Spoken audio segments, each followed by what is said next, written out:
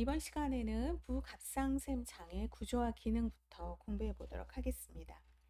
부갑상샘은 갑상샘 후면의 상부 하부에 부착이 되어 있는데 콩알만한 크기의 4개의 샘으로 구성되어 있습니다. 이 부갑상샘에서는 호르몬이 분비가 되죠. 부갑상샘 호르몬이라고 해서 파라토르몬, PTH라고 합니다. 혈중의 칼슘 농도를 조절을 해요. 콩팥을 통한 칼슘의 배설을 감소시키고 인의 배설을 증가시켜요. 칼슘과 인의 대사를 조절을 한다는 거죠. 그리고 골의 재흡수, bone reabsorption을 증가시켜서 혈청의 칼슘량을 정상으로 유지합니다. 혈청의 칼슘량이 저하되면 PTH 분비가 증가가 되고 뼈에서 칼슘의 이동이 증가가 되면 혈청의 칼슘량이 증가하게 되죠. 반면에 혈청 칼슘량이 상승하면 PTH 분비가 감소되므로 뼈에서 칼슘 이온의 이동이 줄어들면서 혈청의 칼슘량이 낮아지게 됩니다. 이 부갑상샘 기능에 대한 진단검사를 보면 표 24-11 한번 봅시다. 자, 혈청의 총 칼슘량 검사.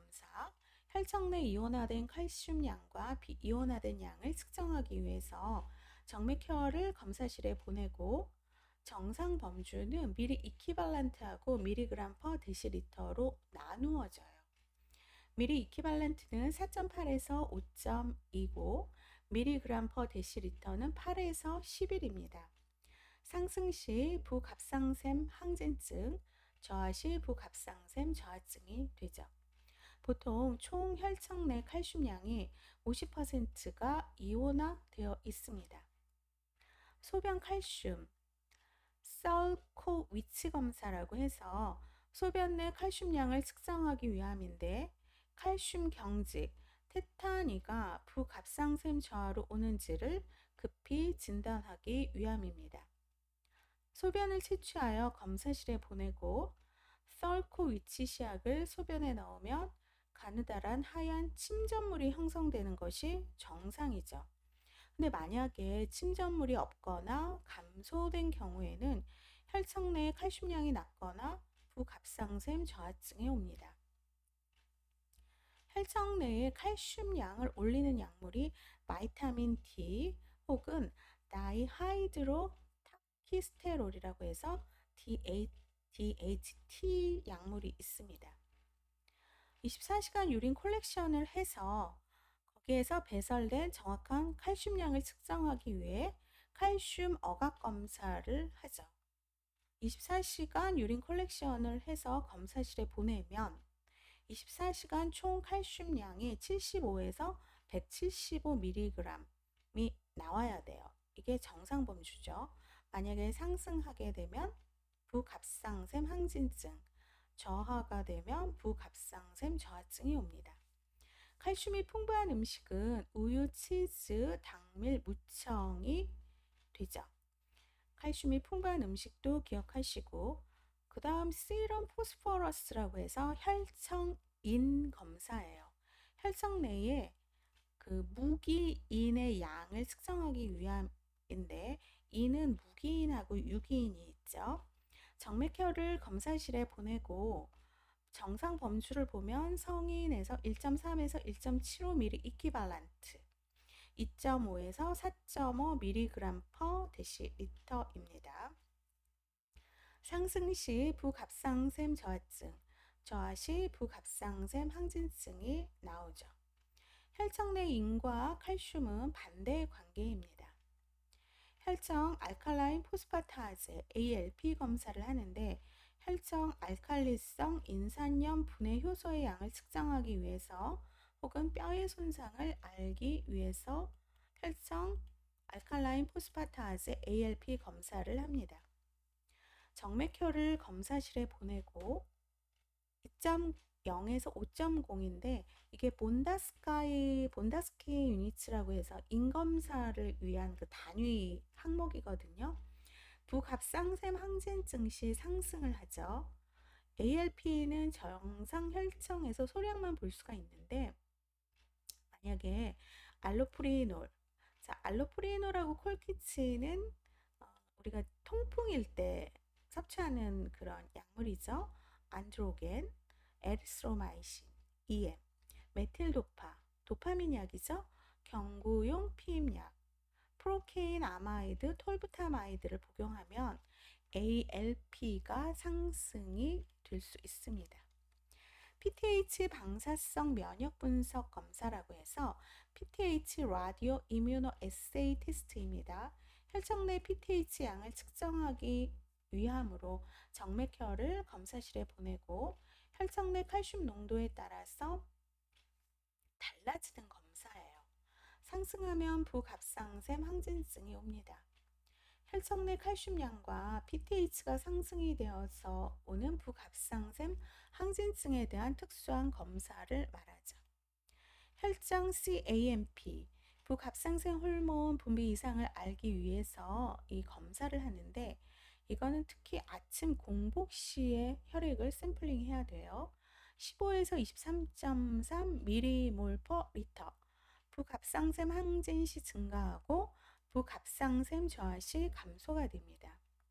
PTH는 콩팥에서 CAMP 형성을 증가하고 CAMP는 골 흡수에 작용하기 때문에 PTH의 생체 효과를 알 수가 있습니다.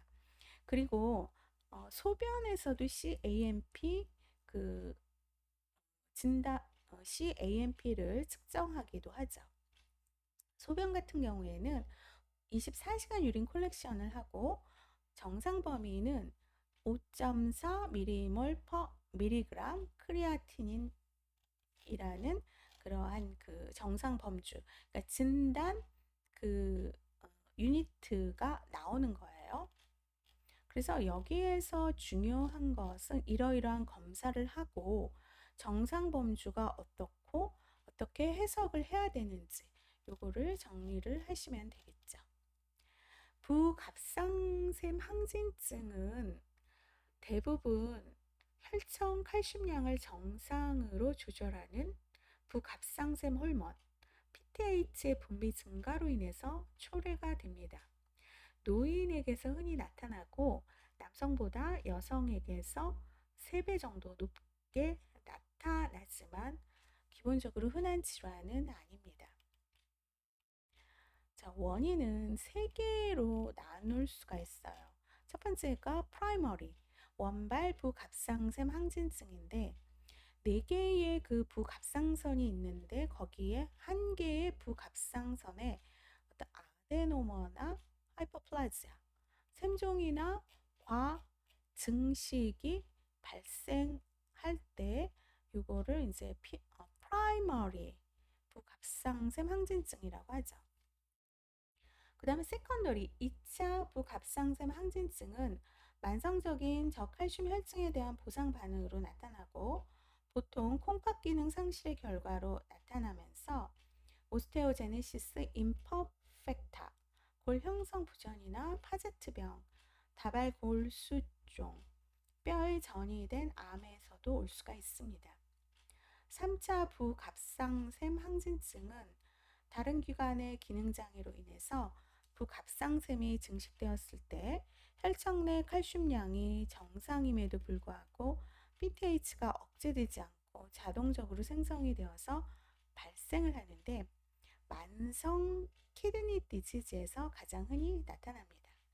자, 병태 생리는 크게 뼈가 손상이 되고 하이퍼칼세미아, 고칼슘 혈증 이러면서 키드니가 손상이 오게 됩니다. PTH가 과잉 분비되면 뼈가 재흡수가 돼요. 그러면 혈액으로 칼슘이 이동되죠. 뼈의 칼슘 농도가 낮아지게 되면은 작은 외상에서도 쉽게 골절이 되는 것, 프랙처가 되는 것을 병리학적 골절이라고 합니다.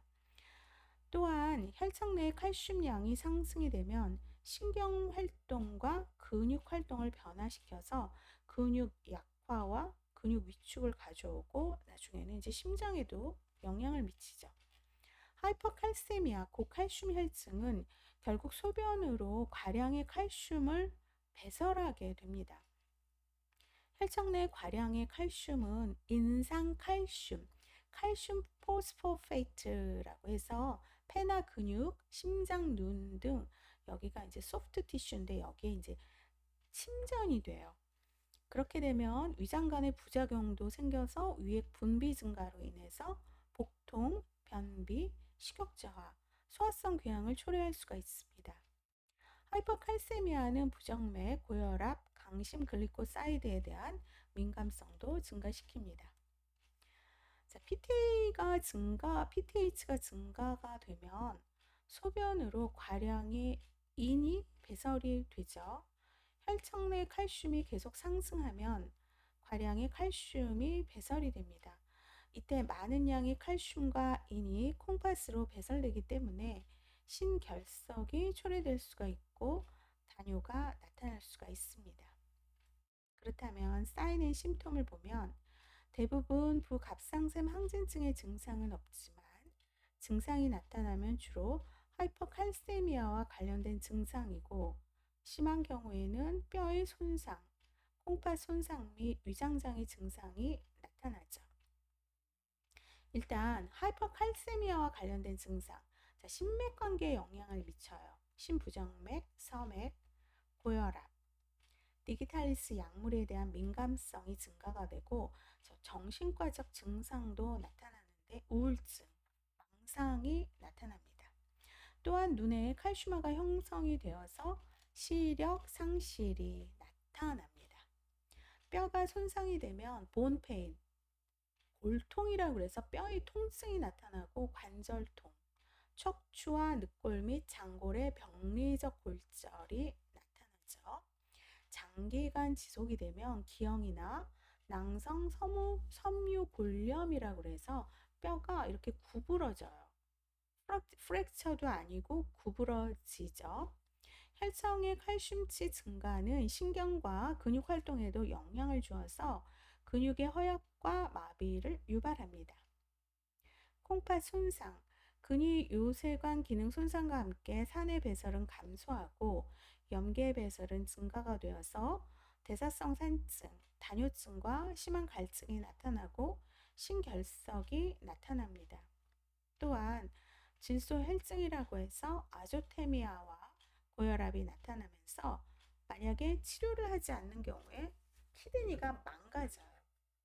그러면은 신성고혈압, 키드니로 인한 신장으로 인한 고혈압, 그리고 요독증, 유레미아, 이 콩팥이 어떤 그 배설을 하면서 여러 가지 어떤 독이라든가 그런 거를 다 배설시키잖아요, 소변으로. 근데 그게 안 되니까 유레미아가 됩니다. 요독증. 그리고 위장장애도 일으키는데 복통, 오심, 식욕부진, 변비, 마비성 장폐색 등을 주로 초래해서 소화성 궤양이나 위장계 출혈을 일으키기도 합니다. 자, 그렇다면 여러 가지 진단을 하고 난 다음에 투약은 혈중 칼슘 수준을 낮추는 데 초점을 둡니다.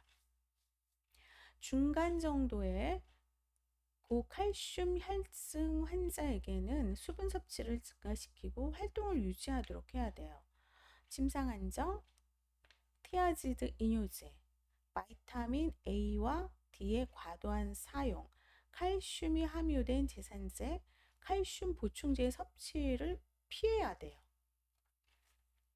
그래서 심각한 고칼슘 혈증인 경우 병원에 입원해서 칼슘의 재흡수를 억제하도록 생리식염수를 정맥 투여하도록 해야 합니다. 그리고 뼈의 재흡수와 고칼슘 혈증을 막기 위해서 파미드로네이트, 아레디아,